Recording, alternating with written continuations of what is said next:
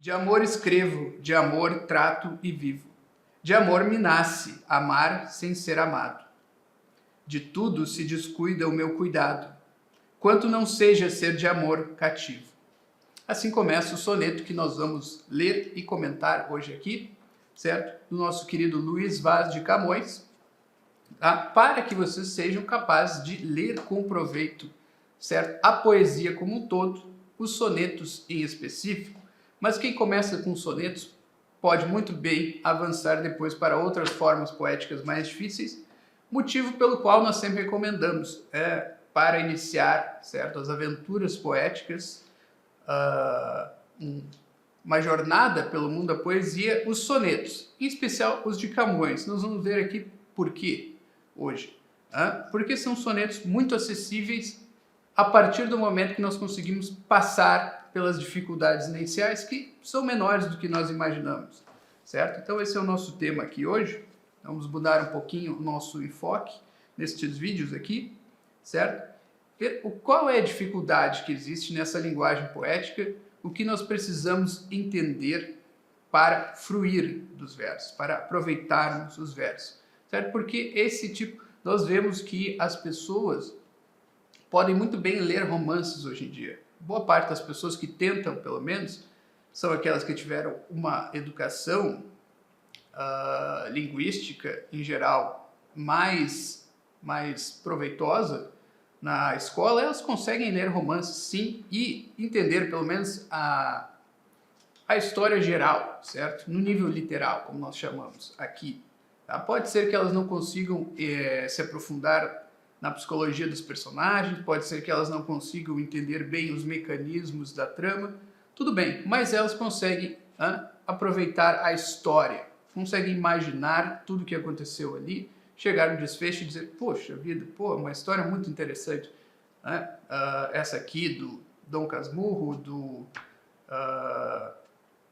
Sargento de Milícias, Memórias de um Sargento de Milícias, histórias engraçadas ou interessantes ou profundas, certo? Que fazem um comentário social que me abre os olhos para certas finezas de observação social que eu não conseguia fazer até então, e agora estou enxergando. Tudo bem, né? A prosa está mais próxima de nós, principalmente hoje em dia nós estamos muito adaptados, né, a ler textos em prosa, até na internet, às vezes em jornal. O pessoal que é um pouco mais antigo ainda lia jornais, né? Hoje em dia está um pouco mais defasado isso, está um pouco menos, se lê um pouco menos, certo, esses textos jornalísticos, mas já era uma preparação, né, para a leitura de prosa. Mas a poesia não. A poesia realmente não é exercitada. A leitura da poesia não é exercitada. Então vamos aqui nesse pequeno vídeo aproveitar para fazer alguns apontamentos sobre um soneto, tá? É um estilo, certo? Uma forma poética de 14 versos, não mais do que isso. E sempre, certo? Sempre vai ser assim, é uma forma fixa, tá? Existem formas poéticas mais fluidas, mais adaptáveis, que o poeta pode, vamos dizer assim, manejar, tá? Colocar mais versos, menos versos, rima, não rima, etc e tal. A forma do soneto é muito fixa, é muito rígida, certo? E aí são dois quartetos, ou seja, dois versos de quatro, duas estrofes de 4 versos, isso é um quarteto, e mais 2 estrofes de 3 versos, formando os 14 versos, certo? E aí um esquema de rima que pode variar um pouquinho, nisso aí pode variar um pouquinho, certo? Nós não vamos nos aprofundar muito nisso, para não confundir também, vamos direto ao texto aqui do Camões, tá? E nós vamos ver o que é possível extrair daqui. Então eu vou reler o primeiro quarteto aqui. De amor escrevo, de amor trato e vivo. De amor me nasce amar sem ser amado. De tudo se descuida o meu cuidado, quanto não seja ser de amor cativo. De amor que a lugar alto voe altivo, e funde a glória sua em ser ousado, que se veja melhor purificado no imenso resplandor de um raio esquivo. Mas ai, que tanto amor só pena alcança, mais constante ela e ele mais constante, de seu triunfo cada qual só trata. Nada, enfim, me aproveita que a esperança se anima alguma vez a um triste amante. Ao perto vivifica, ao longe mata. Então pode ser que assim, vocês escutando essa declamação tenham se perdido em vários momentos, tá? Vocês devem ter registrado pelo menos que o tema é amor. Não há palavra aqui mais repetida, tá? Existem aqui diversas vezes repetido, por exemplo, de amor tal coisa, tá? E começa assim: de amor escrevo, de amor trato e vivo. Vamos tentar entender. Existe algo muito difícil de entender aqui? Ele só está nos informando que ele escreve sobre amor, que amor é um assunto da sua escrita. De amor trato. Aí, trato. O que quer dizer tratar aqui? Trato de uma maneira, digamos assim, mais teórica, talvez. Então, ele pensa a respeito do amor, elabora teorias acerca do amor, pensa, certo, no amor. Ele trata mentalmente, ou conversa também com outros, podemos imaginar isso também, conversa, trata com os outros sobre amor, certo? E vivo, né? Veja essa progressão, aqui nós podemos também perceber uma progressão, ele escreve, ele trata, né? Parece que é uma progressão do mais distante e frio, como escrever, né? Passando por tratar, né? Lidar, pensar, até viver. Então viver também é a essência dele. Ele vive de amor. Então, primeiro, está falando de um assunto. De amor, escrevo. É o meu assunto de escrita. Então, eu posso escrever. Eu posso ser um escritor distante do meu tema e ainda assim falar algumas coisas interessantes. De amor, trato. Já é uma coisa mais próxima, certo? Estou sempre pensando, considerando sobre a natureza do amor. Estou conversando, tentando, junto de outros, compreender a essência do amor. Aqui já é algo mais próximo, né? E viver. Aí quando ele diz de amor vivo, já não, vocês entendem, já não é aquela coisa de ser um assunto na vida dele, um assunto de escrita, um assunto de discussão, de pensamento, mas como que é a essência, como que um alimento, né? Vivo de amor. Nós podemos dizer vivo de carne, certo? De comer carne, né? De me alimentar, vivo de me alimentar, certo? O amor é quase isso, um alimento da alma do poeta. Então, vejam isso, né? Não é assim ao léu, não é assim mais ou menos à toa que ele junta essas palavras. Existe uma ideia por trás, uma progressão do mais distante, um assunto, para o mais próximo, a vida, um alimento, um combustível de vida. Tá? De amor me nasce amar sem ser amado. Essa frase é um pouco mais difícil, mas se nós pensarmos um pouquinho mais nela depois, assim, depois que nós lemos o poema e pararmos para ler com mais vagar, né, mais lentamente, de amor me nasce amar sem ser amado. Então, a partir do amor, por causa do amor, a causa é o amor, nasce nele amar. Ele ama, mas sem ser amado. Tá? Então, por causa do amor, ele ama sem ser amado. Bom, nós entendemos pelo menos no nível gramatical a frase.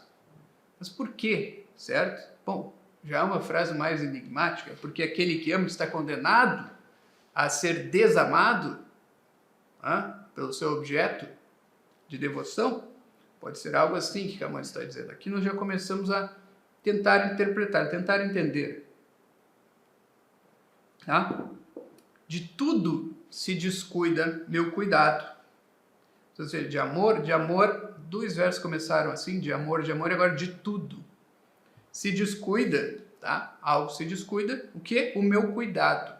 E aqui nós vamos ter um pouquinho de dificuldade também, porque não é uma linguagem tão atual, dizer o meu cuidado, certo? O que é o meu cuidado? A minha atenção, tá? Na época de Camões, isso aí como é que nós vamos saber que cuidado, né, preocupação, é algo similar a preocupação, atenção, interesse, sinônimo dessas coisas? Bom, nós precisamos ler um pouco. Se nós lermos Camões, ao invés de só um soneto, talvez esse seja o primeiro que vocês entram em contato, né? Se vocês lerem mais de um soneto de Camões, se vocês lerem uns 10, uns 20, uns 30, vocês vão começar a notar certas repetições. Vocês vão notar que existe um vocabulário camoniano, certo? Que ele usa várias vezes, que ele repete. E essa expressão, o meu cuidado, vai voltar em outros sonetos dele. Certo? Ele está falando da minha atenção, a minha preocupação. E o que ele diz? De tudo se descuida a minha atenção, quanto não seja ser de amor cativo. Então, ele só pensa, ele só tem um objeto de atenção, ele só tem uma preocupação na vida. Ser de amor cativo. Cativo. O que é ser cativo? Também é uma palavra um pouco em desuso, mas o dicionário nos remedia facilmente à dúvida aqui. Não é uma palavra assim que tenha um significado profundo, difícil de perscrutar, assim e tal. Não. Cativo, preso. Estar preso, um cativo. Talvez o pessoal hoje em dia que não tenha muito contato com a linguagem um pouco mais antiga, certo? Essa palavra cativo é usada assim, século XX adentro, mas século XXI nós vemos, né, um depauperamento da língua muito rápido e talvez cativo já comece a ficar um pouco obscuro. Quer dizer somente isso, só ir ao dicionário e ver.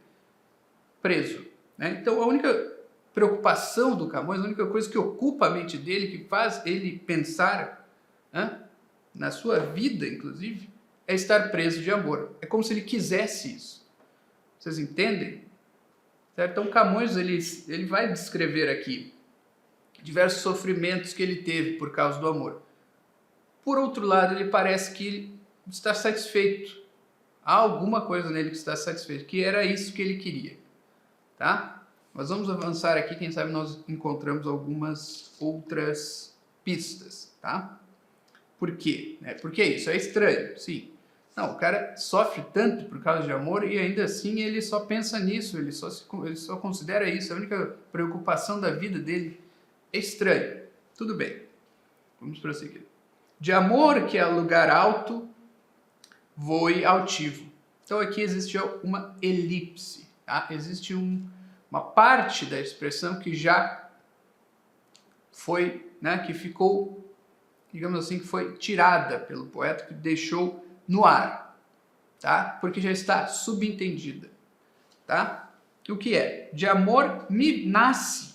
Lembra o que ele falou lá atrás? De amor me nasce? Aqui ele não falou me nasce, tá? Mas é a mesma coisa, como se ele tivesse deixado implícito. De amor me nasce, que é lugar alto, voo e altivo. Então, amor para ele também é uma causa de que ele voe altivo a um lugar alto. Não literalmente, é claro, né, pessoal? Obviamente, ele não está falando de voar no sentido literal, vocês precisam prestar atenção nisso quando surge uma expressão um pouco diferente, assim, se vocês não estão acostumados com a linguagem poética vai do literal para o figurado sem cerimônias. De uma hora para outra ele está falando literal, tá? Por exemplo, ali atrás também, não estava falando de ser cativo de amor no sentido literal. Ninguém é um preso, ninguém vai preso. Amor não é alguém que possa prender uma pessoa, não é uma entidade real, não é um ser humano, carne e osso, que pode pegar e conduzir alguém para dentro de uma prisão. Então, ser preso de amor é estar enamorado, e não conseguir sair, sentir-se preso. Eu estou apaixonado e, bom, estou sofrendo, eu quero sair daqui, não posso. Então é o cativo do amor, não consegue, o cara tenta desviar o pensamento para outros assuntos, quando vê, um minuto depois ele já está pensando de novo. Tá? Então, por um lado, o amor faz com que ele voe alto, tá? Voos de imaginação, ele está falando aqui, voos do pensamento e da imaginação. Se acontecesse aquilo, se ela virasse os olhos na minha direção, se ela reconhecesse a minha existência, né? Olha só, isso aí está aqui, tá? Ele vai falar disso. E funde a glória sua em ser ousado, tá? Fundar a glória, ter como fundamento. É isso que ele quer dizer, né? De amor me vem, de novo, está implícito aqui, vocês precisam entender as elipses, aquilo que está implícito, que não vai repetir tanto por questões poéticas de ritmo, nós nem estamos tratando muito dessa questão aqui, mas ele não vai repetir também porque está subentendido. Vocês já entenderam lá atrás que o amor é causa de várias coisas e ele está elencando, listando essas coisas. Então, de amor me nasce que funde a glória sua em ser ousado. Certo? Então, que a sua glória seja ser ousado.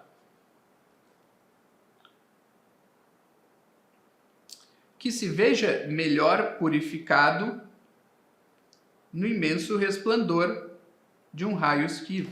Aqui, aquilo que eu disse, né? Olha só, que se veja, me nasce que eu me veja melhor purificado no imenso resplendor. Resplendor, o que que é? Não conheço a palavra. Esplendor, resplendor, mais ou menos a mesma coisa. Um brilho, algo que brilha, algo que é brilhante, que ilumina, de um raio esquivo. Olha quanta coisa tem aqui, mais ou menos empacotada, que nós precisamos desembrulhar para entender, mas, não, mas é muito difícil para mim, eu nunca vou alcançar essas coisas que estão embrulhadas aí, nessas expressões bem compactas. Vai sim, tá? Vai sim, vocês precisam se acostumar. Olha só, que se veja melhor purificado, ou seja, que ocorra uma purificação interior, obviamente, não é exterior, não é se lavar, não é lavar o corpo, não é essa purificação exterior, uma purificação interior no imenso resplendor, né, com o imenso brilho de um raio esquivo. De onde vem esse raio? Que purifica, que tem um imenso resplendor que purifica? Você se pergunta. Bom, quem é um pouquinho mais acostumado na linguagem poética vai saber de onde vem um raio. Bom, pode vir do céu. Bom, não é daí. Nós sabemos que não é daí. De onde? Pode vir do olhar da pessoa amada. Um raio esquivo. E aí nós vemos esse esquivo. O que é esquivo? Meio de lado. Um raio esquivo, ou seja, um olhar de lado que na minha direção e aquilo ilumina a minha vida. Certo? É isso que ele está dizendo aqui. Um raio esquivo que vem de um olhar meio assim, espiado, meio de canto, rápido, né? Mas que ilumina a pessoa que vê. Veja, ela está olhando para mim. Aquilo iluminou a vida dele, do poeta, certo?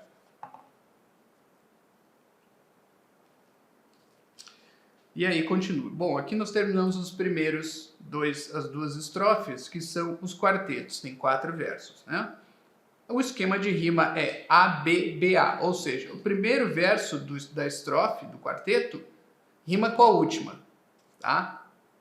E as duas interiores, B-B, né? Por isso que diz A é a rima da primeira, B é a rima diferente da segunda. Depois vem o terceiro, que rima com o segundo, B de novo, A, A-B-B-A, assim que é denotado os esquemas de rima, tá? É assim que funciona aqui nos sonetos, principalmente esses sonetos camonianos inspirados em Petrarca, também chamados petrarquianos. Tá? Os sonetos de Shakespeare, quem lê em inglês pode verificar, e lá verificar, não são assim, a rima não é assim, tá? É mais AB, AB, mais entrelaçada a rima. E aí entramos nos tercetos, tá? Mas ai que tanto amor só pena alcança. Tá? Então ele aqui faz uma espécie de exclamação, um lamento, uma exclamação, mas ai que tanto amor só pena alcança. Então ter tanto amor, aí Camões já se lamenta, só pena alcança. O que é pena? Piedade? Sim, mas pode também ser castigo, né? A pena, ele sofreu a pena, aqui não é uma piedade, tá? Não é a pena de outra pessoa que tem piedade pelo amante. Não, muito pelo contrário. O amado parece não ter piedade nenhuma pelo amante aqui, né? A pena que ele alcança, o amante, é o castigo, um sofrimento. Só sofrimento alcança.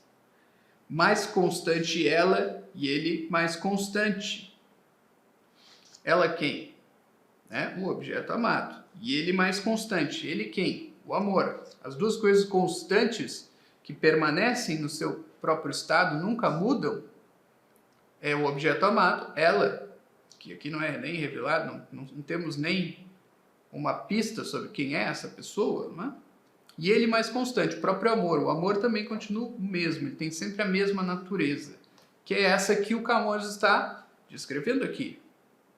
Ele está descrevendo aqui, digamos assim, como funciona o amor, qual é a natureza, né? Quando um cara ama uma outra mulher, de preferência, né? Qual é o mecanismo que se desenvolve a partir disso? Segundo Camões, tá? De seu triunfo cada qual só trata. Então, tanto o objeto amado, o amado, quanto o próprio amor, só trata de uma coisa. O único interesse deles é o seu triunfo, né? Por que o objeto amado triunfa? Porque ele é o objeto da devoção. Porque ele já recebe o prêmio dele, tá? Sem pedir, muitas vezes, né? Não é assim que acontece? Muitas vezes o amado simplesmente está ali andando, de boas na rua, e o outro cara se apaixona, né? A mulher, às vezes a mulher nem fica sabendo, de repente ela nota uns olhares, e ela, aquele cara ali está interessado. E o cara não está só interessado, o cara está morrendo, né? Está se consumindo por dentro, tem um ácido corroendo ele por dentro. E aí a mulher não tá, nem vê, nem nota, né? Às vezes não está nem aí, às vezes é cruel mesmo, tipo, agora eu vou aproveitar para, né, para brincar um pouco. Às vezes acontece isso também. Continua aqui o último terceto para terminar. Nada, enfim, me aproveita. E o amante, que é o Camões, o eu chamado eu lírico, aquele que escreve, que está se comunicando aqui. Nada, enfim, me aproveita. Para o amante, aquele que que ama, que tem amor, para ele nada aproveita. O que é nada aproveita? Não tem nada de útil para ele, não tem nada que sirva a ele, não tem nada que faça o bem para ele, né? Ele só padece, sofre. Que a esperança se anima alguma vez a um triste amante.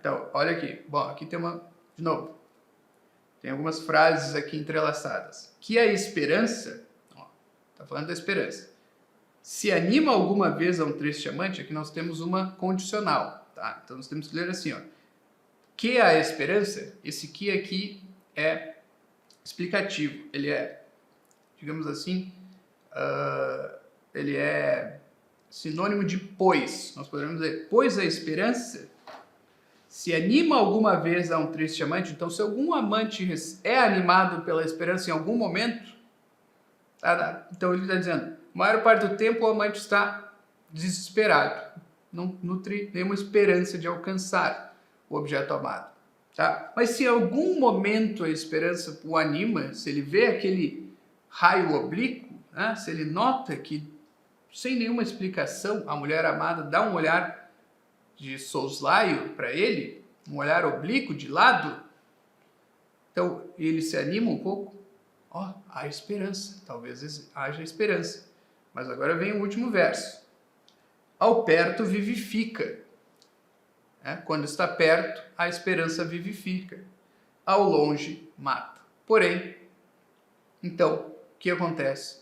Quando está perto, a esperança vivifica. Quem sabe ao perto ela conversa, ela olha de vez em quando para ele, mas de repente ela se afasta.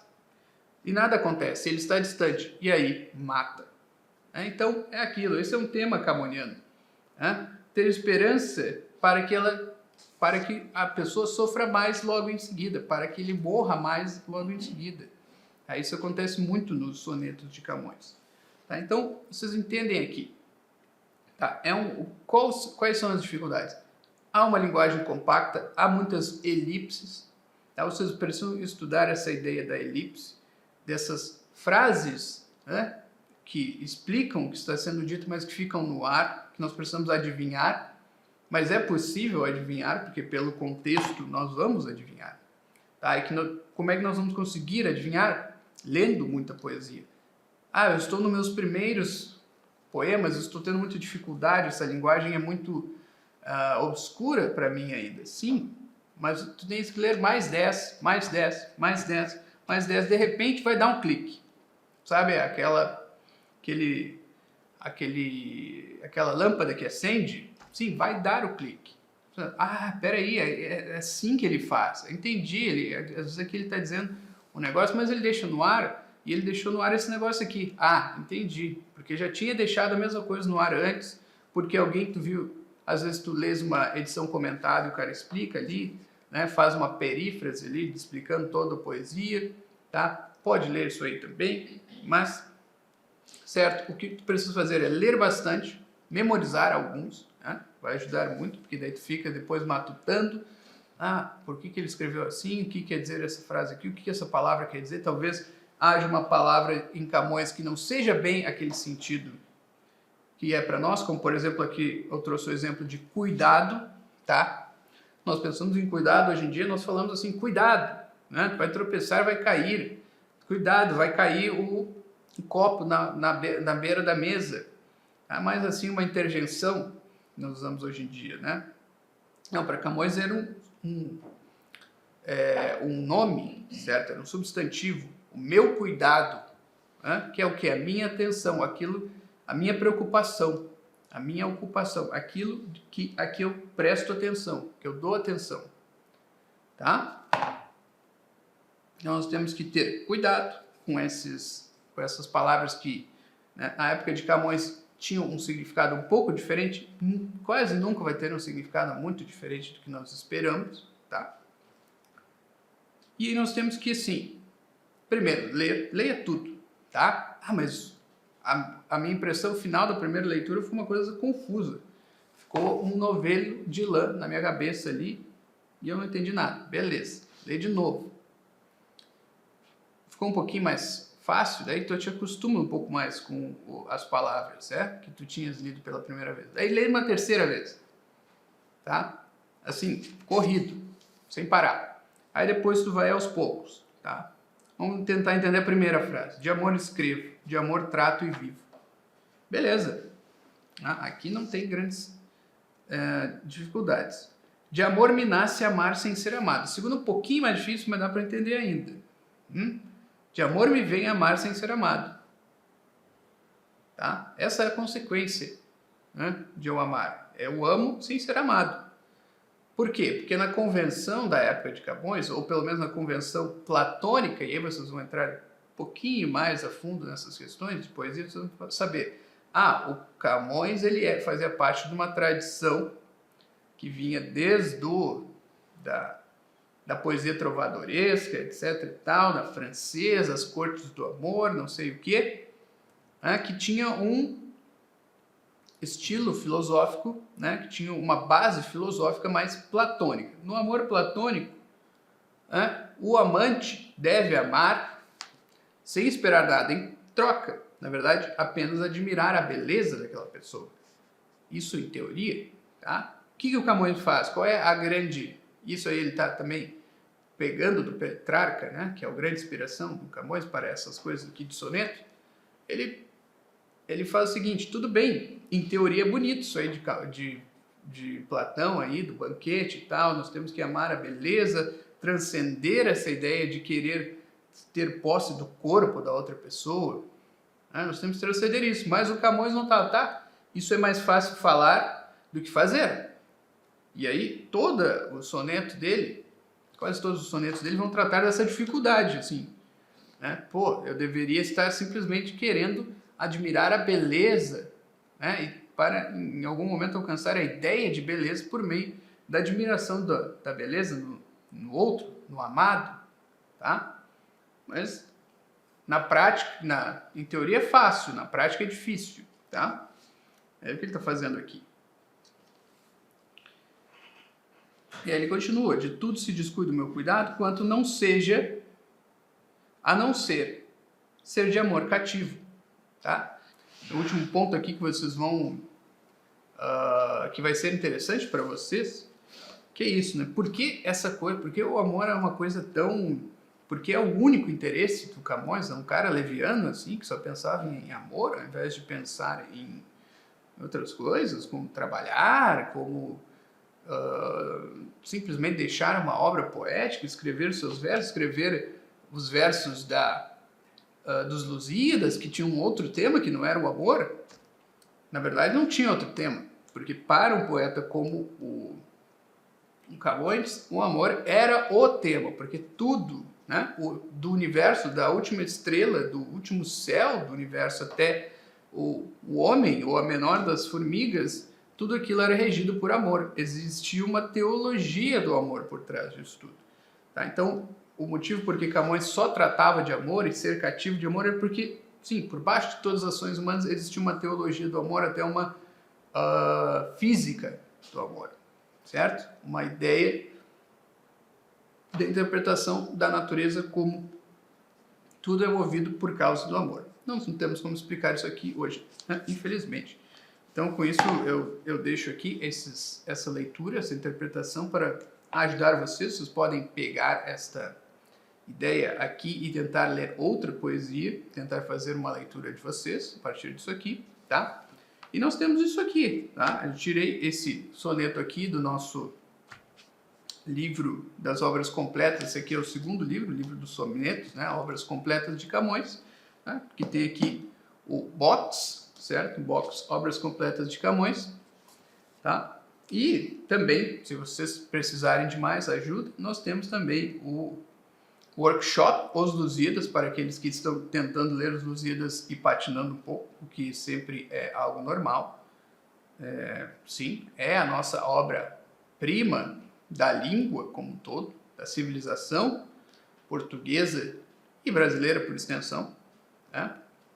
Sempre pode existir e vão existir dificuldades, e nós temos o workshop, né, Os Lusíadas, temos o mini curso Camões também, para aqueles que precisam de ajuda mais profunda, mais guiada, assim, para ler Camões, tá? Mas nós vamos fazer, né, muito mais considerações do que essas sobre a obra do nosso poeta máximo. É a obra que nós precisamos entender, é a obra que nós precisamos ter de cor, no coração, se nós queremos ser bons escritores e, inclusive, bons leitores.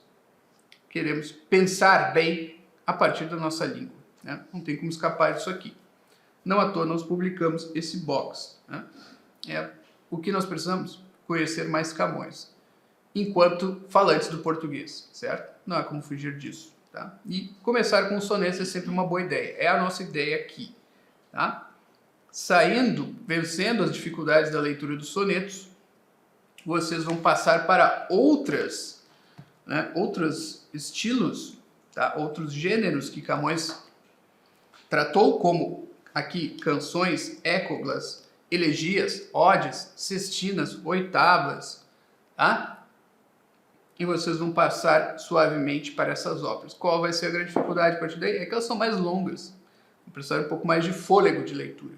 Mas o estilo, principalmente essa obra lírica de Camões, vai perdurar sempre mais ou menos o estilo dos sonetos, tá? Só vão ser obras mais longas, um pouco mais complexas na sua estrutura, certo? E assim nós vamos vencendo as dificuldades da leitura de Camões. Esse é o nosso plano aqui, tá? Então, fiquem aí à vontade, querem deixar dúvidas aí também. Estamos aí para isso, certo? Esse é o nosso vídeo de hoje. Gostou? Curte e compartilha. Até mais.